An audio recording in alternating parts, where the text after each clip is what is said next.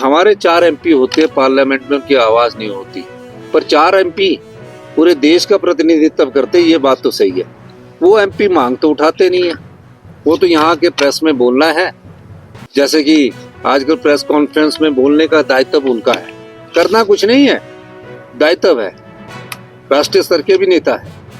लेकिन क्या आपका ये दायित्व नहीं बनता है कि आप सरकार की डिसीजन मेकिंग बॉडी में हैं?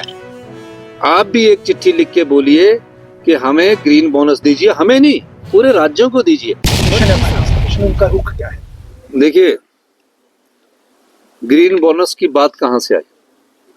हिमाचल प्रदेश में हमने एक राज्य के रूप में अपने तौर पर सारे ग्रीन पेड़ों के कटान पर और सूखे पेड़ों के कटान पर भी प्रतिबंध लगा रखा है।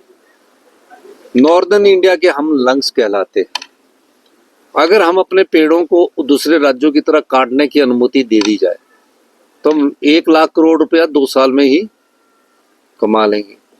हम अपने वनों को अगर भी संरक्षण चाहते हैं, लेकिन हो क्या रहा है कि हमारे 4 एमपी होते पार्लियामेंट में, उनकी आवाज नहीं होती, पर 4 एमपी पूरे देश का प्रतिनिधित्व करते, ये बात तो सही है। वो एमपी मांग तो उठाते नहीं है, वो तो यहाँ के प्रेस में बोलना है, जैसे कि आजकल प्रेस कॉन्फ्रेंस में बोलने का दायित्व उनका है, करना कुछ नहीं है, दायित्व है, राष्ट्रीय स्तर के भी नेता है। लेकिन क्या आपका ये दायित्व नहीं बनता है कि आप सरकार की डिसीजन मेकिंग बॉडी में हैं?